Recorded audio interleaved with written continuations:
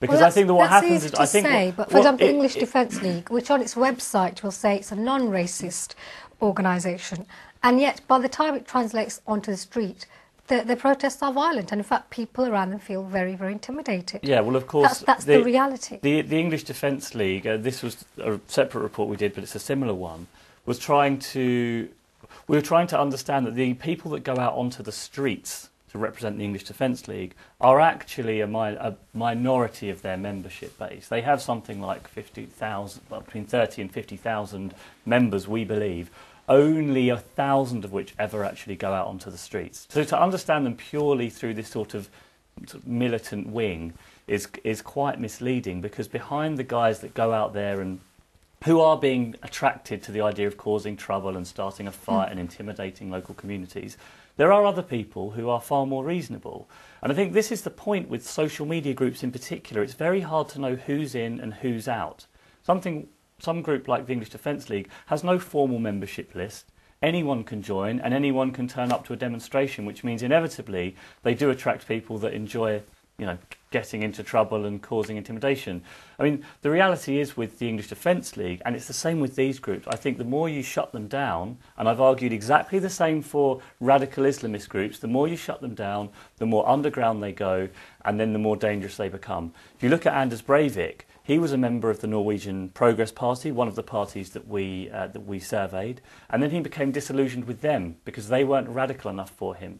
He stopped being part of the party, he stopped being part of the real-world political activist scene, and then got sucked into this online virtual world where he became more and more radical. So I think for us what's important is that people take their grievances offline as well. Well, if I can come back to Patrick on this issue, you mentioned that you've experienced these waves of very real racism. How do we get that balance between addressing legitimate grievance and it not spilling out in this way? And Jamie pointed out that perhaps some people feel the mainstream isn't dealing with it. But when you've got all the parties, I mean, Labour and Conservative have been attacking multiculturalism in their own way. They have been trying to, as it were, assimilate some of these people and their grievances. And yet there's still this feeling of, well, these grievances are not being addressed. I would say that government really does need to listen to people, and particularly people on the ground. My concern is that increasingly politicians are really disconnected from the reality of the masses, and you see this in many aspects of life. So if one is looking at the Muslim community, a real grievance, for example, was the war in Iraq. And right now we're coming to the end of an inquiry, and I think it may well find that that war was illegal. And the issue of wars which are fought in different countries and where Muslims die is important. We simply cannot brush it aside. I think a second area of grievance has to do with the presence of the Muslim community in the UK.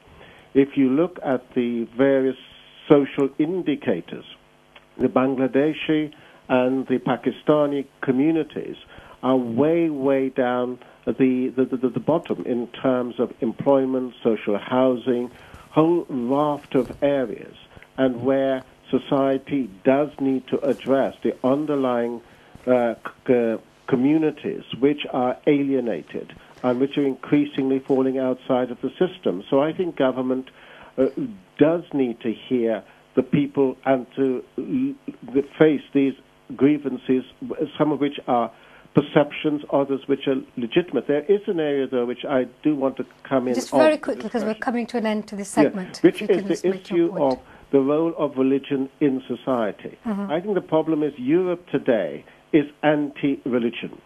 And in a sense, religion is going to have to look at itself as to how it becomes involved in society. If it seeks to take the lead and impose itself, whether it be Christian, Muslims, Hindu, or anybody else, the modern Europeans are not going to have it.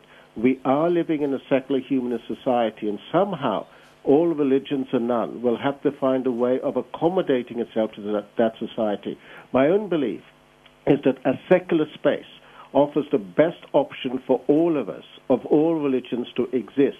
But that means that secular humanism should be defined as a religious ideology and be subjected to the same treatment as other religions are subjected to.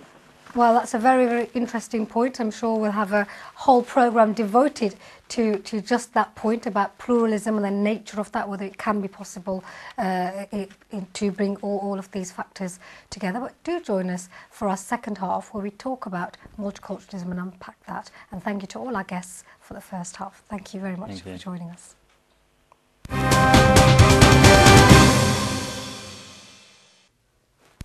Assalamu alaikum and welcome back to the Politics and Media Show. Multiculturalism was once regarded mainly as a positive term used to describe the varied nature of British society. Yet in recent years the word has gradually come to conjure up impressions of segregation, exclusion and security threats. According to the Prime Minister David Cameron, state multiculturalism has failed. He believes that Britain needs a stronger national identity to prevent people turning to all kinds of extremism. But Muslim groups reacted with concern to his speech in February, and many in society remain committed to the concept. In a recently released report, the Christian think tank Theos defended multiculturalism and argued that it's the only way to deal with an increasingly diverse society. Before I introduce this week's guests, let's have a quick look at the background to the debate around multiculturalism. Simply defined, multiculturalism is the appreciation, acceptance, or promotion of multiple cultures in a society. In a political context, it means a variety of things, from the respecting of different cultures to the promotion of cultural diversity. But in recent years, multiculturalism as a concept and in practice has been under attack.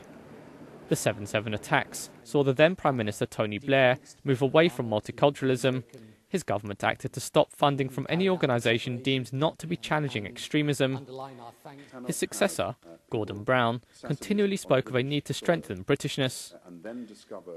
Early this year, the recently elected Prime Minister David Cameron waded into the debate with perhaps the strongest attack yet on the concept and policy of multiculturalism. Cameron made it clear he believes multiculturalism has failed. He said any organisation that doesn't stand up to extremism won't receive public funding. He implicitly meant Muslim organisations.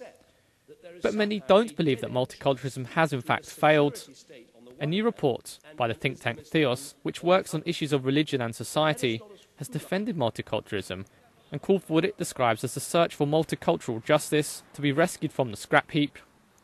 This, it says, is the only way to deal with our increasingly diverse society. The report drew on the thinking of the Christian community and concludes that in our haste to affirm shared values and our anxiety about immigration and terrorism, we're in danger of forgetting the need to treat each cultural and religious group fairly. Theos says abandoning it simply isn't an option, and that political leaders have yet to offer an alternative. Well, to discuss this with me in the studio is Elizabeth Hunter, who is Director of Theos, the group behind the study. Welcome to the programme. Also, we still have with us Talha Ahmed with us from MCB, the membership committee, you're chair of that. Thank you for joining us. And we have on the phone from us from Bristol, Professor Tariq Modood, who's kindly made time in his busy schedule to be with us today. Professor Tariq is author of many books on religion and identity in the UK, including last year, Still Not Easy Being British, Struggles for a Multicultural Citizenship. Welcome to the show. If I can turn to you first, Elizabeth. I mean, it's quite an unfashionable thing you're saying. It's bash multiculturalism at the moment. It is. What's made you feel that this is the right response? Because we're hearing that people are concerned about immigration, their grievances need to be understood and listened to and responded to. They certainly do. I think what we're trying to do is start or add to a backlash against the backlash, to really bring a little bit of reality into this debate. It's become a very easy and very fashionable and populist thing to decry multiculturalism, to say that state multiculturalism has failed. What is missing every time someone does that is any alternative being proposed. I think we have problems with terminology. Clearly, some people use it to mean the situation of deep diversity in this country. Other people are using it to mean a political accommodation. Tariq Modood's definition is very helpful, political accommodation to minorities, usually in Western societies, through immigration. But then you have the media or the populist concept of multiculturalism, which is synonymous with segregation or with cultural relativism. So one of the key things we were trying to do through this report is define our terms more clearly and then say that this political accommodation to minorities is the only way we're ever going to live together justly and peacefully, because we aren't a homogenous society and we don't want to go down the French route of trying to turn everyone into kind of model identical forms of British citizens. When we come to Professor Modood, I'm sure you're aware of what's going on in terms of people saying we've had too much talk around multiculturalism, we've accommodated these minority groups for too long at the expense of the majority, who are now actually increasingly supporting what some people consider far-right thinking. Yes. Hello and Assalamu alaikum. Well, I welcome this report. I think it's a fine report, and broadly, I very much agree with it. And I agree with you and what has been said so far, that we have a very negative climate of opinion from the top downwards on multiculturalism. Often, multiculturalism is being attacked in such a way that it's very unclear as to what is being attacked and what policy implications, if any, follow. Usually, to be quite honest, no policy implications follow. So we've been hearing this negative discourse about multiculturalism now for something like 10 years, from the centre of government outwards.